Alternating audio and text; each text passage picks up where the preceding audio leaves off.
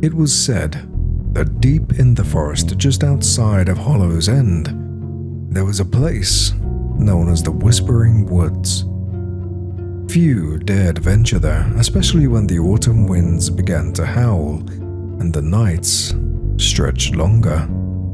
Those who did often spoke of strange things, the trees that seemed to murmur in voices just too faint to understand, shadows that twisted in unnatural ways, and a cold that clung to your skin, no matter how thick your cloak.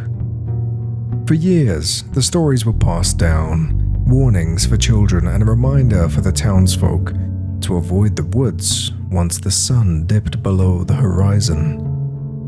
But every so often, there were those who ignored the tales, those that sought to test the boundaries of fear. And that Halloween night, one such person was young Amelia.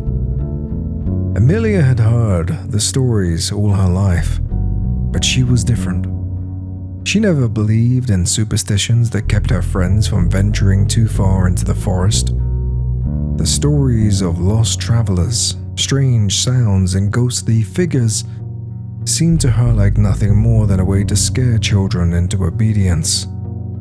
As the air grew crisp that October evening, she decided she would prove once and for all that there was nothing to fear in the Whispering Woods.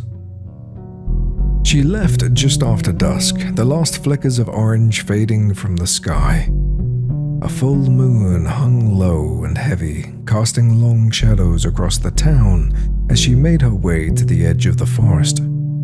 The path ahead was narrow, lined with trees that swayed gently in the evening breeze.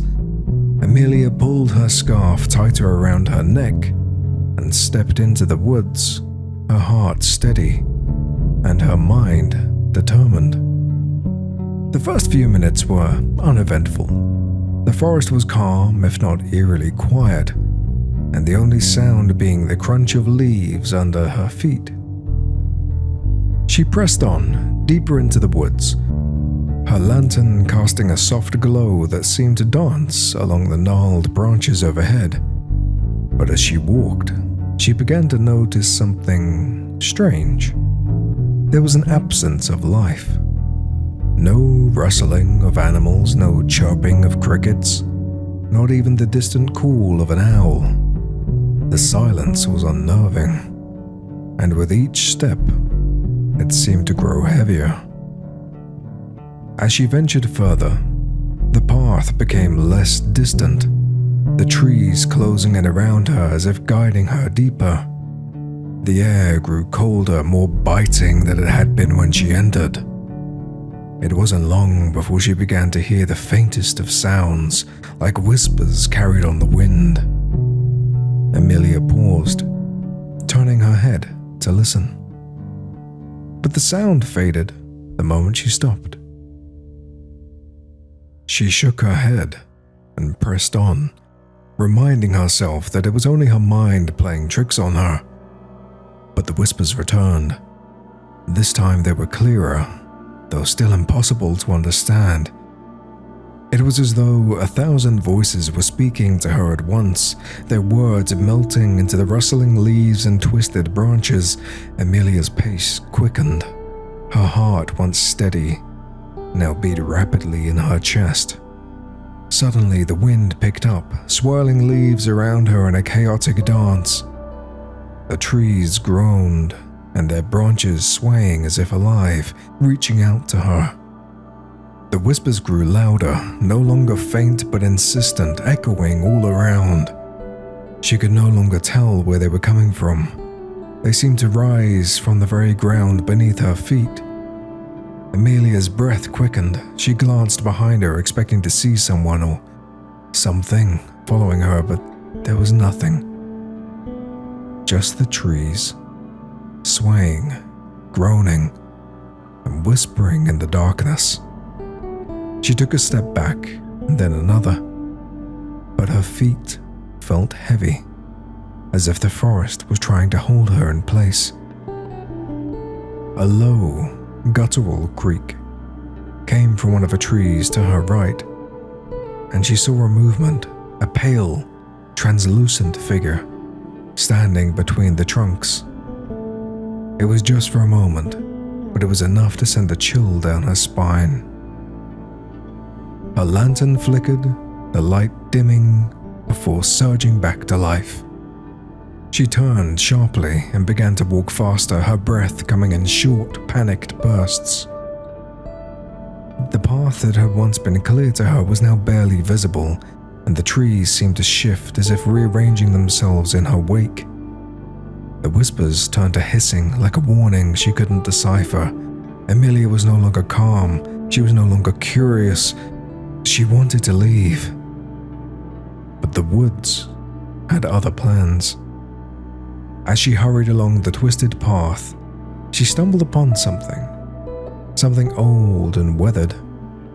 It was a stone, half buried in the earth, covered in moss and ancient markings.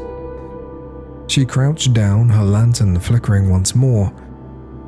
The markings were unlike anything she had ever seen, strange symbols that seemed to pulse with an unnatural energy. A sound behind her made her freeze, a soft rustle, and then a sharp crack, like the snapping of a branch underfoot. She stood quickly, spinning around, but there was no one there. Just the darkness, and the trees, the whispers. She turned back to the stone, her breath fogging in the cold air. But the stone was gone, or perhaps it had never been there at all. Panic gripped her. She needed to leave. Now. She took off on a run, the forest closing in around her, and the whispers rose to a deafening roar. Her lantern flickered wildly, its light casting frantic shadows that seemed to stretch and twist unnaturally.